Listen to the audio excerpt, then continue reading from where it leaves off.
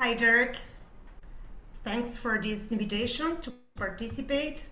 I'm sharing my screen. Can you see it? Is it okay? We can see it. Yes. Okay, thanks. Thanks for the confirmation. Well, first of all, I would like to briefly introduce Buenos Aires as a tourism destination. Buenos Aires is located in South America and it's the capital of Argentina. It's an important tourist destination because of its many attractions, such as cultural and gastronomic attractions, nightlife, and tango that are part of our identity too. The city has also a diverse sports offer, such as the best polo in the world, and business tourism, international students, and digital nomads are very important markets for us too. Buenos Aires is the #1 event destinations in Americas according to the ICA ranking, and was selected the best city to study in Latin America this year.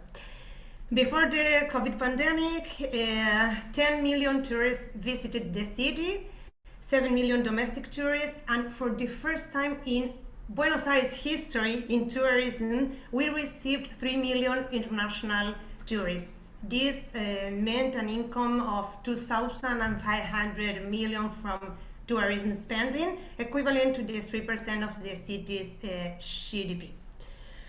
After the tremendous drop in tourism because of the pandemic, since January 2021, the activity has been showing signs of recovery in our city. Recovery occurs mainly thanks to the domestic tourism. However, we evidence a recovery, especially concerning regional markets. The Tourism Observatory is part of the Tourism Board. We generate market intelligence to help orientate decision making in both the public and the private sector. Great part of the information that we produce is available on the Tourism Intelligence System dashboards.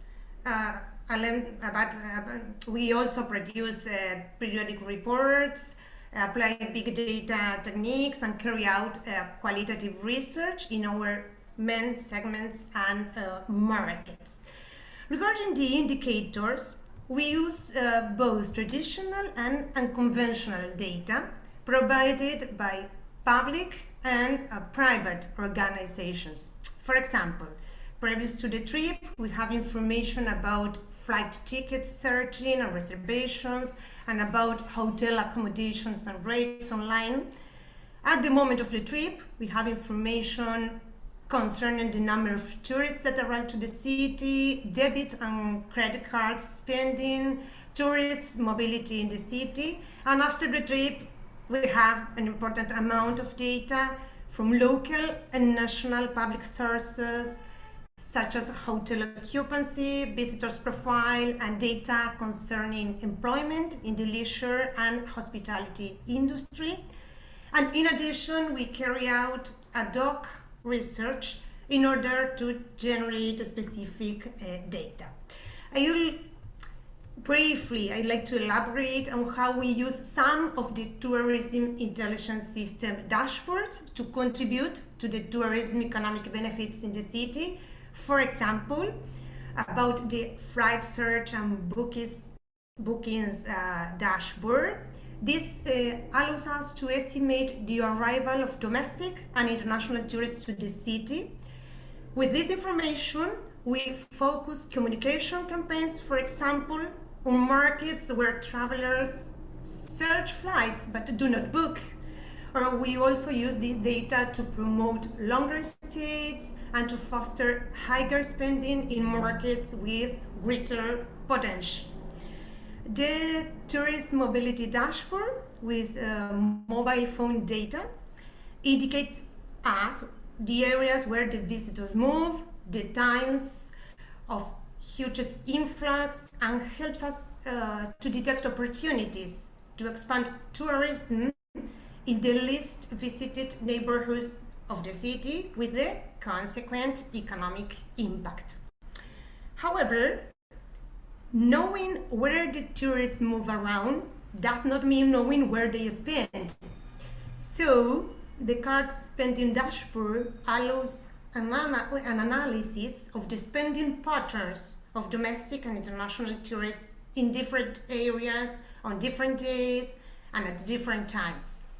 One important advantage of the spending information generated by card payment is that we get the information faster than with surveys. The combination of the mobility dashboard and the spending dashboard allows, for example, the detection of areas with high tourist mobility but low spending, or vice versa. Both dashboards are even used by the city's tourist police to distribute, for example, the police officers in the areas with higher influx and spending in order to take care of the tourists during their visit to the city. Now I'd like to share with you an experience.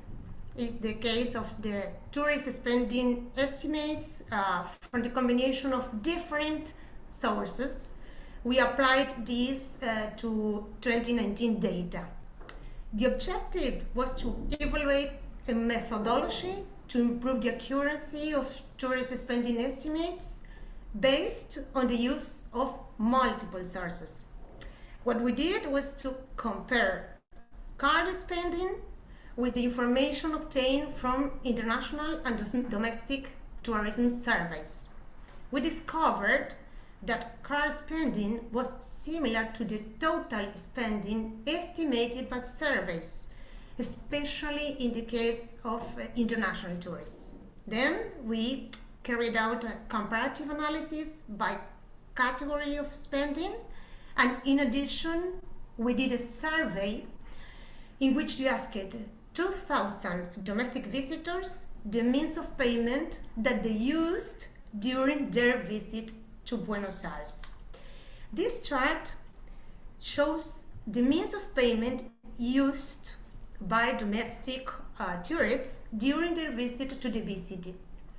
The results amazed the research team because of the prevalence of cash, especially on gastronomy, but also on the other categories such as accommodation, transport, and shopping. Payment with cards represents 40% of the total spending. Then we analyzed shopping categories, and here cash emerges as the most important means of payment, in some cases above 50%. This information was used to estimate domestic tourist spending. In order to estimate total spending, we used different strategies. On the one hand, for international visitors, we took three things into account.